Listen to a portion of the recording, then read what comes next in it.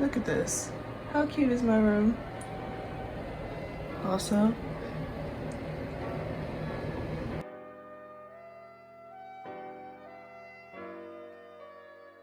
hello everybody, it's good to see you. Welcome back to KCM. So today's a very chill video. This is probably where I feel most home at. Kind of wanted to give you guys a glimpse into my life and what I do on a day-to-day basis. For those who don't know, I am a tarot reader and I also do astro charts from time to time. I kind of wanted you guys to see the different decks I have, what I use it for, and yeah, I kind of just wanted to show you guys that.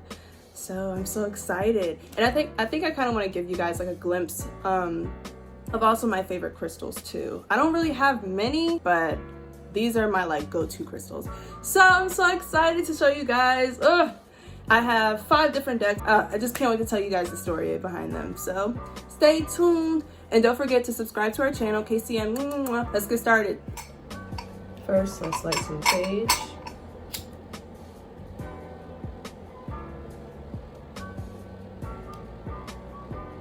I think I'm going to start in order from when I got my decks. Some tarot readers believe that you should start your tarot journey when you've been gifted a deck.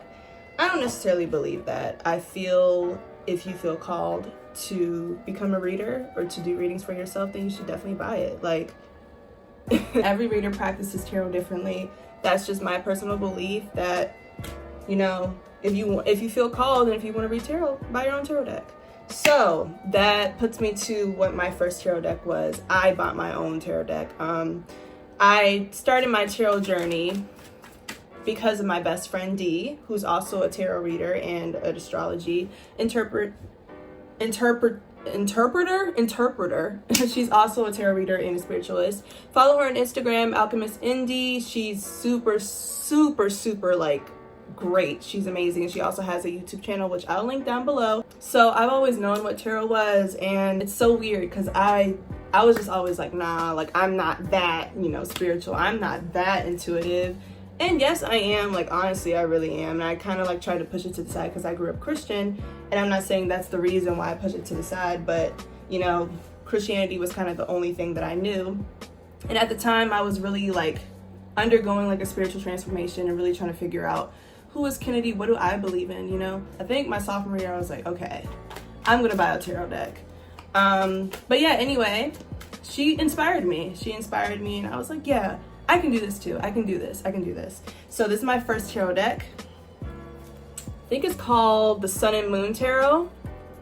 And this was my very first tarot deck.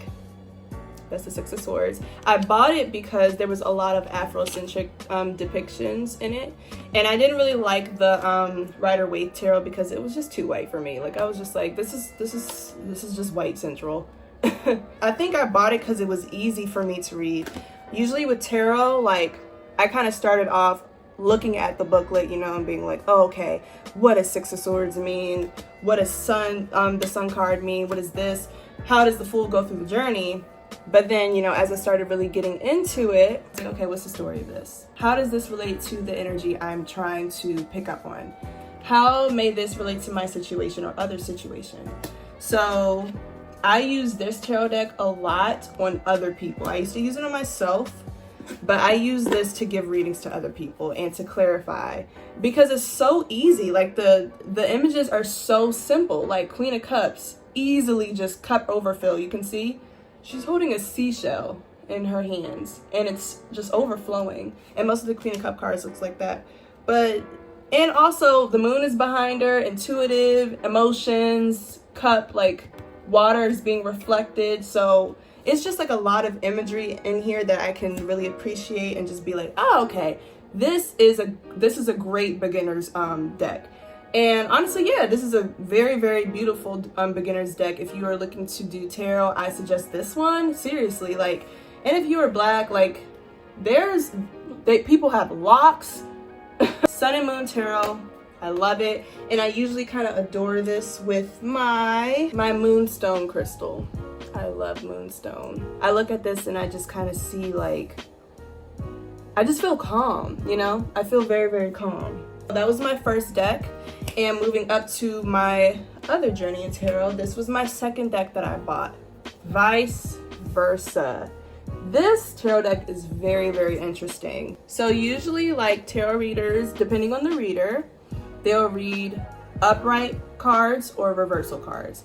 So the good thing about this deck is that, first of all, the imagery is freaking amazing, but instead of reversals,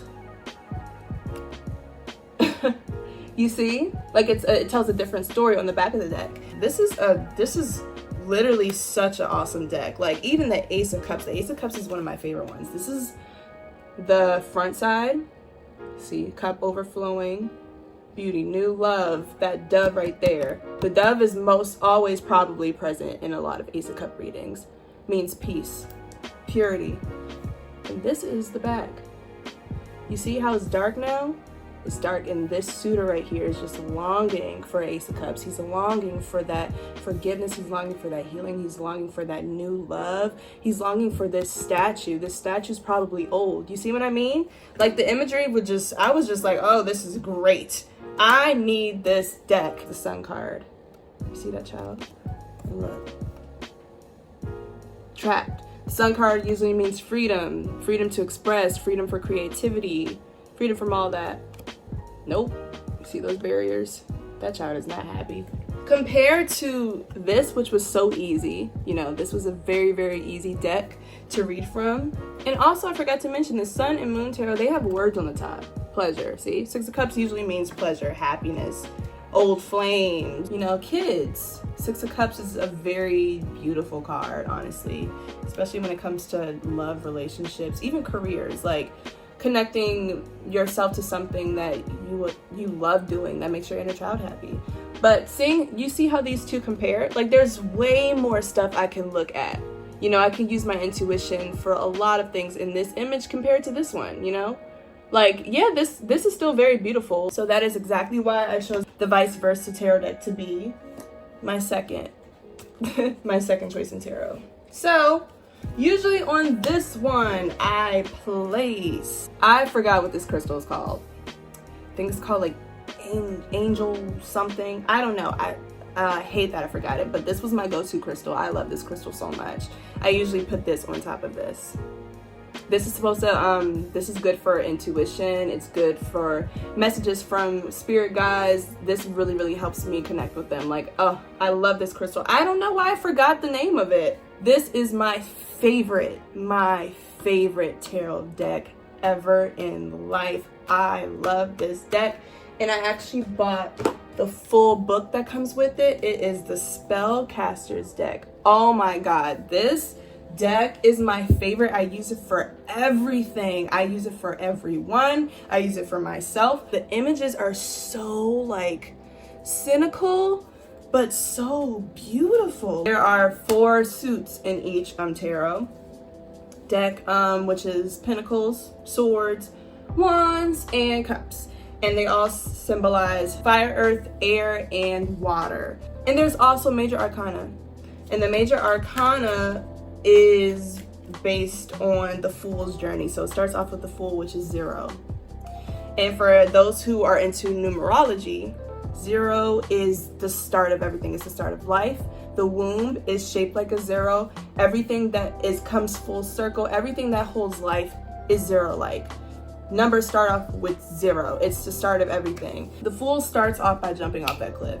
Then he meets the Magician. The Magician is all about making things happen for yourself, manifesting. It's about calling things for you. It's about using your drive to get you to where you want to go. The Magician is all about using that spiritual energy and making it happen and turning it into physical energy. Literally, he's using his wand. He's like, I'm using this. Just think of a literal magician. And then he goes to the High Priestess. And the High Priestess, intuition, using his spirit, actually like diving into his spirit to use that intuition. That's that feminine energy. And then he goes to the Empress. And the Empress is Mother Earth. He's understanding life. And then he goes to the Emperor. How to govern life. How to structure life. And then he goes to the Hierophant, and the Hierophant is about religion. It's about traditions. It starts to go from himself to people. Now he's understanding how to move in the world. Now he's understanding what respect is. He's now understanding these traditions and these laws that like are going to be whipped into him. And I love that this is very cynical, because I'm a very cynical person. I believe that that is what happens. Like when you are a baby, you grow up and your parents are like, you can't do that, you can't do this, which is obviously good, but this is for the benefit of society. This starts to become society based. So yeah, like this deck, there's so much. You can see how much, like compared to the other two, that I can read off of. Like I just love the images. And I think I bought this one because I started to get really good with tarot.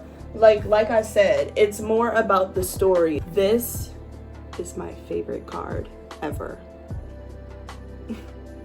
Oh my god, like honestly y'all, this is my favorite deck, and I always top it off with my white quartz. Like white quartz is such a beautiful crystal. It works with anything. If you even do like witchcraft. Also, this Spellcasters handbook is the best thing ever. Like the only thing that I didn't like about this, and mind you, every tarot deck is made differently. This like book, it switches wands and swords. So instead of swords being air energy like in most tarot decks, it's fire energy. And instead of wands being fire, it's air. And I don't know, that kind of confuses me, but I don't even pay attention to that. If you're interested in learning tarot, like it definitely like tells you, this is the strength card, it tells you the pros and cons, even tells you how to do magic with them. It tells you about numerology if you are, you don't understand numerology. And there's even certain images like this eye right here, right? They have the meanings of that. There's so much symbolism in here. There's so much to learn from here. Like, honestly, I recommend that even if you don't get this deck because you don't understand it, get this book. This is the Lover's card. Look how beautiful that is. It's just so vibrant. And then there's a Two of Cups card and the Four of Wands card, which is all about gay people, and I adore it, and it makes me happy because I am queer. So, oh my god. And also, like, I do some witchcraft. Witchcraft is not bad. Let me get that out there first. Witchcraft is not bad. This is not a Disney movie. This is not television, okay? So anyway, I do some witchcraft. Guys, please don't do any spells or witchcraft if you're not researching and you're not really understanding what you're doing. Just don't, please. When I got this, the Spellcasters, I also bought this deck, which was calling to me, I swear. It is called Soulful Woman. It's a goddess deck. I wanted an oracle deck because I've never had one before, and I only use this for myself. When I saw it, I was like, this is it. This is the one. Like, it's so beautiful, and it comes with the handbook. It's all different types of artwork for women. And like, here's my creative power. And then there's like a little affirmation at the bottom. It's always right for me. It's always right. And this is the only deck I use for myself. It'll show the picture and it'll show the full affirmation. And usually, like, I'll pick some cards for myself, probably about 3. And I'll meditate on the picture. I do this for all of my readings. I'll kind of just like, the imagery is most important to me. I love the words, of course. I know a lot about chakras. This seems like she is holding onto her solar plexus. And for you guys who don't know what that is the source of your creativity. That is the source of your inner child. That is right at your stomach. That is your gut. There's so much that I can look and just be amazed by and learn from and take. Like, I love tarot so much. I always put my rose quartz on this. For you guys who don't know what rose quartz is for, it's usually for love. It's usually for healing the heart chakra. Okay, moving on, guys. So this one is the only one that has been gifted to me. It's Waite. And this is the most traditional tarot deck. And I'm so happy this was gifted to me. It was gifted to me by my friend Emma. I got this for Christmas, actually. We were doing Secret Santa. She was my Secret Santa. And I told myself I was never going to get this deck because I didn't want it. Everybody had it. But honestly, I'm very, very happy I did because she gave it to me. This is such a staple in the tarot community. Why not have it? There's so much to look from. Like, even if my Spellcasters deck is so beautiful and the imagery is great, like this this just brought me back to why I started tarot again. I was kind of going through this rough spot with tarot. Like, I was feeling really, really incompetent. I was feeling like I was just talking out of my ass. Like, I felt like I didn't know what I was doing anymore. I felt like I was doing it only for the money, and it was really affecting me. And I feel as if every time I start something that I love and start turning it into a business, I just kind of drift away from it because the passion's not there anymore. So I took a break from tarot, and I took a break from doing readings. And when Emma gifted this to me, like, I took that as a sign to continue. Like, I really needed to connect with my spirit again, because I was also going through a time where I felt as if my spirit was over here and my physical body was over here, and it just didn't feel good. And I found that I could use it instantly. Like, usually I try to meditate with my cards, or like have them beside me, try to introduce myself to my cards so it can like pick up on my energy, my intuition, and all that stuff. But as soon as I touched it, I was like, this is mine. This was for me. The intention was for me. It was bought for me. And yeah, like, I always put my amethyst on top of it. Thank you, Emma, once again. And she also got me crystals for the 7 chakras. So this is white quartz again. This symbolizes the crown. Amethyst, third eye, my throat. This is for throat chakra. The green one's for heart. It's all the way over there. I'm not getting it. Oh, I forgot to show you. These are also some of my staple crystals. I have both obsidian and onyx, but this is my onyx crystal. I always wear my amethyst around my neck. And this is my citrine. I was gifted this by my friend Savannah. Citrine is a great cleanser for everything. I usually kind of sit this in the middle of all my decks. White quartz is very, very good for cleansing decks too, or energy.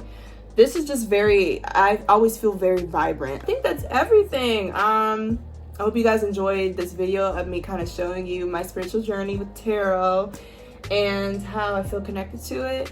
Yeah, so thanks for watching.